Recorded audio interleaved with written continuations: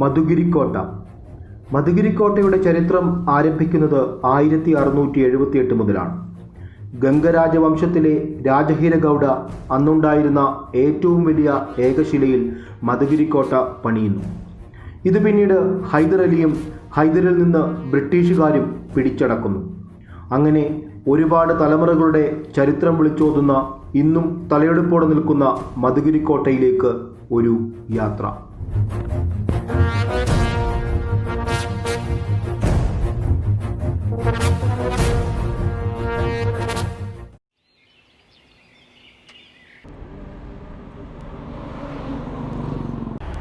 Hello, good morning. നമ്മളൊരു trip പോകാൻ plan ചെയ്തു. നമ്മുടെ ചങ്ക് നിതിനും കൂടെ ഉണ്ട്.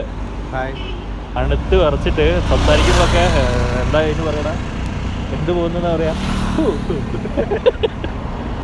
അപ്പം നമ്മളിപ്പോൾ പോകുന്നത് തുംകൂർ ഡിസ്ട്രിക്റ്റിലെ മധുഗിരി എന്ന് പറഞ്ഞ സ്ഥലത്താണ്. കൂടുതൽ വിശേഷങ്ങൾ വഴിയെ പറയാം. അപ്പം welcome back to another episode of പാൻഡ്ര.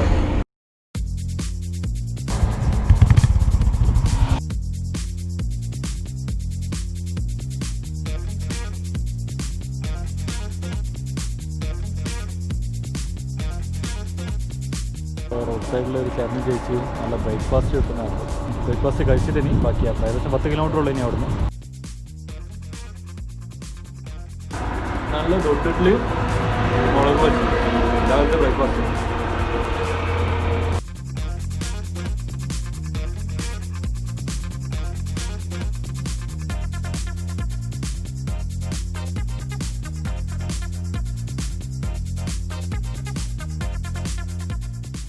അപ്പോൾ അങ്ങനെ നമ്മൾ മധുഗിരി കോട്ടയിലേക്ക് നടന്നുകൊണ്ടിരിക്കുകയാണ്. ഈ മധുഗിരി കോട്ട എന്ന് പറയുന്നത്, അല്ലെങ്കിൽ മധുഗിരിയിലുള്ള സ്പെഷ്യാലിറ്റി എന്ന് പറയുന്നത്, ഏഷ്യയിലെ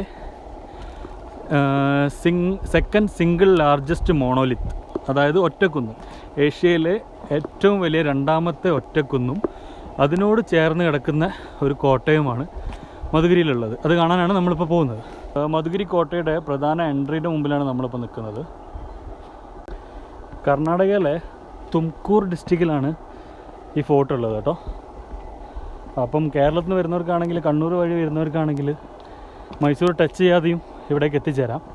കോഴിക്കോട് വരുന്നവർക്ക് മൈസൂർ റൂട്ടിൽ തന്നെയാണ് ഇങ്ങോട്ട് എത്തിച്ചേരാൻ എളുപ്പം. ബാംഗ്ലൂരിൽ നിന്ന് ഏകദേശം 100 കിലോമീറ്റർ അകലെയാണ് ഈ ഫോർട്ട് സ്ഥിതി ചെയ്യുന്നത്. അപ്പം ബാംഗ്ലൂരിൽ നിന്ന് വരികയാണെങ്കിൽ യശ്വന്ത്പൂർ തുംകൂർ റോഡിൽ ഒരു 50 കിലോമീറ്റർ വന്ന് ദൊബ്ബാസപ്പെട്ട എന്ന് പറയുന്ന സ്ഥലത്ത് നിന്ന് റൈറ്റ് എടുത്ത് വീണ്ടും ഒരു 50 കിലോമീറ്റർ, അതായത് ദേവരായനദുർഗ പോകുന്ന വഴിക്കാണ് ഈ മധുഗിരി കോട്ടയും ഉള്ളത്.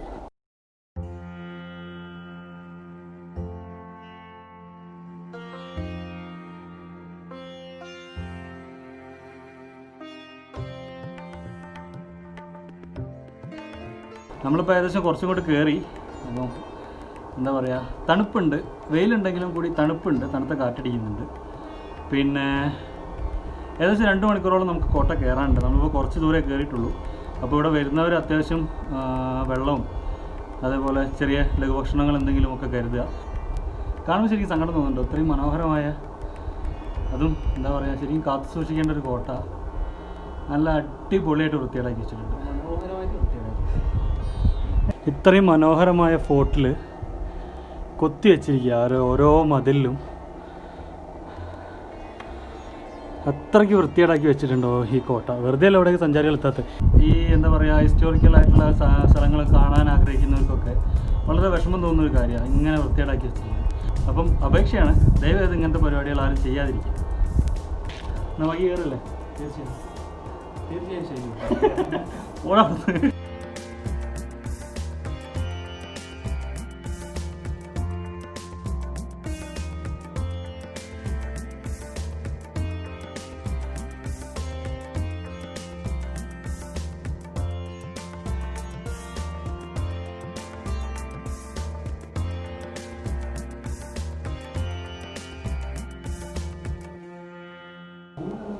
ഗിരി എന്ന് പറഞ്ഞാൽ കുന്ന്.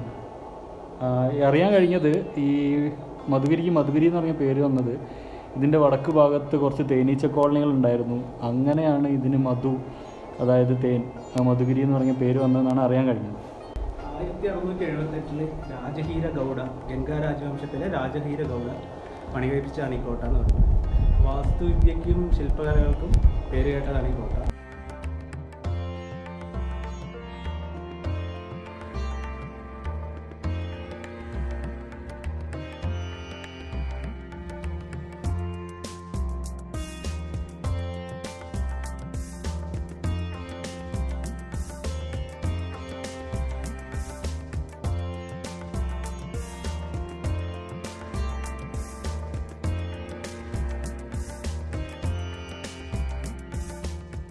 നല്ല സുഖം ഇവിടെ കിടന്നുറങ്ങി. നല്ല തണുപ്പുണ്ടല്ലേ? അപ്പോൾ കയറി വരുന്ന വഴിക്ക് ഇവിടെ കുറച്ച് നേരം റെസ്റ്റ് എടുക്കുക. വലിയൊരു പാറേൻ്റെ താഴെ തണലത്ത് റെസ്റ്റ് എടുക്കുക. ഞങ്ങൾക്ക് കാണാം ഈ സ്റ്റെപ്പുകളൊക്കെ. ഇനി ഇവിടുന്ന് അങ്ങോട്ട് പാറക്കല്ല് കൊത്തി ഉണ്ടാക്കിയ സ്റ്റെപ്പുകളാണ് നമ്മൾ ഈ കാണുന്നതൊക്കെ.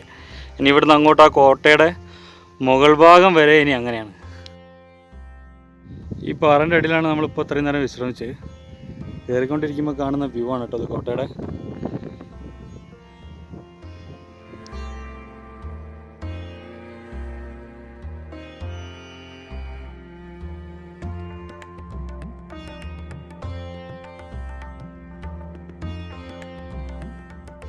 പോകുന്ന വഴികളിലൊക്കെ നമുക്കിതുപോലെ ഒരു എന്താ പറയുക മണ്ഡപം, ഇതുപോലെ ഇങ്ങനെ ഓരോ കവാടങ്ങളും അതിനോട് കുറേ നല്ല കൊത്തുമണികളുള്ള തൂണുകളും. കൊത്തുമണികൾ കാണാൻ തന്നെ രസമുള്ളൂ, അതിൻ്റെ മേലുള്ള എഴുത്തൊന്നും രസമല്ല. നമ്മളിങ്ങനെ ഇതുപോലുള്ള ഈ കവാടങ്ങളിൽ റെസ്റ്റ് എടുത്ത് പതിയെ കയറുന്നുള്ളൂ. കാരണം നല്ല ചെങ്കുത്തായ കയറ്റമാണ്, അതിനനുസരിച്ച് നമ്മൾ ടയേർഡാവും.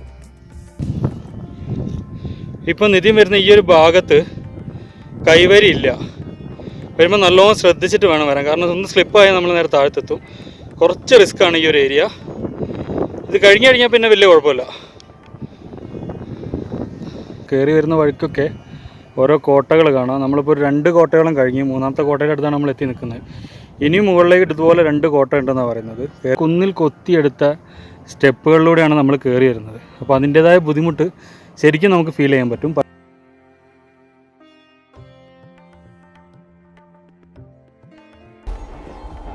നമ്മൾ കയറിക്കൊണ്ടിരിക്കുമ്പോൾ വിചാരിക്കും ഇപ്പം എത്തി വിചാരിക്കും. പക്ഷേ എത്തൂല, കുറച്ചധികം ഉണ്ട്.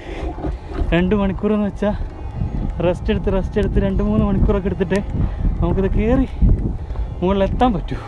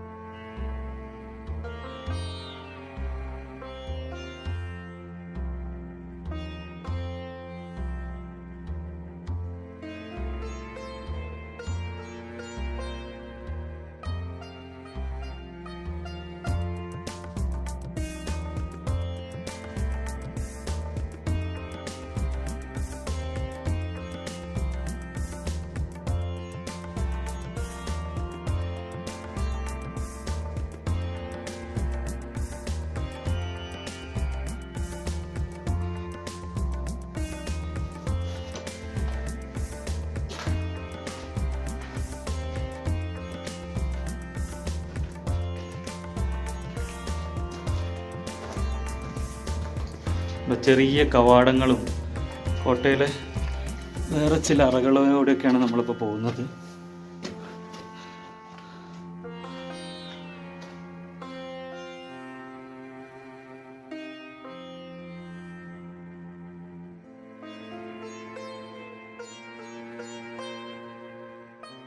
ഈ കാണുന്നത് പണ്ട് കാലത്ത് മഴവെള്ളം സംഭരിച്ച് വെക്കാനുള്ള ഒരു വിദ്യയാണ്. പക്ഷേ ഇതിൻ്റെ മുകളിൽ ഇതെങ്ങനെയാണെന്ന് വെച്ചാൽ ഇതിൻ്റെ മുകളിൽ ഒരു ഹോളുണ്ട്.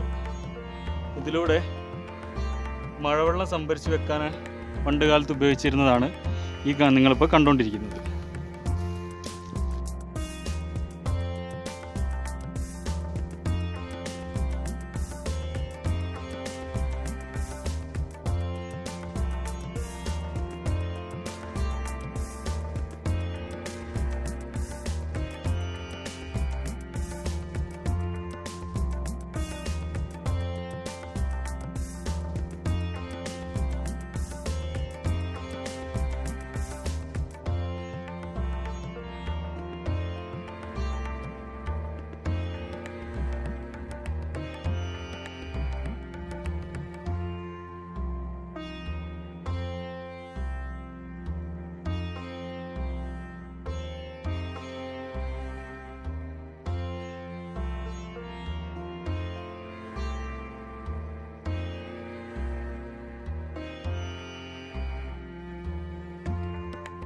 അങ്ങനെ കോട്ടയുടെ ഉള്ളിലാണ് ഇപ്പോൾ ഉള്ളത്.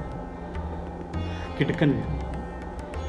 ഈ ഒരു കോട്ടയുടെ ഭംഗിയുണ്ടല്ലോ, ഒരു പഴയകാല ഇപ്പം നിങ്ങൾക്ക് നോക്കിയാണ് ഇതിൻ്റെ മുകളിലൊരു ലൈറ്റ് കിടക്കാനുള്ളത്. സൂപ്പർ. ഇപ്പോൾ കാണുന്നത് ആ കോട്ടയുടെ മറ്റൊരു സെക്ഷനാണ്. ഇതിൻ്റെ ഉള്ളിലോട്ട് നമുക്ക് പോയാൽ വളരെ ഹൈറ്റ് കുറവാണ് കേട്ടോ. അതിന് ഹൈറ്റ് കുറഞ്ഞിട്ട് ഒരുപാട് പേർക്ക് താമസിക്കാൻ പറ്റുന്ന ഒരു കോട്ട. സൂര്യപ്രകാശം കടക്കാൻ മുകളിൽ ഇങ്ങനെയൊരു സംഭവം കിട്ടും.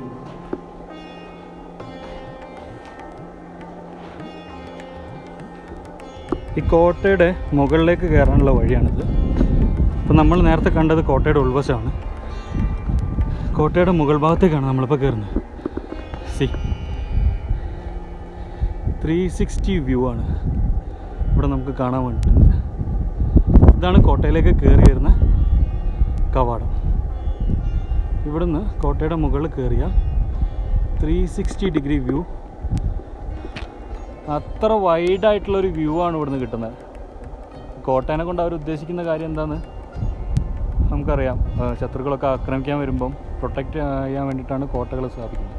അത് നേരത്തെ കാണാനും ഒക്കെ വേണ്ടിയിട്ട്. സോ അത്രയ്ക്ക് വൈഡ് ഏരിയ ആണ് നമുക്ക് ഇവിടുന്ന് കവർ ചെയ്യാൻ പറ്റുന്നത്.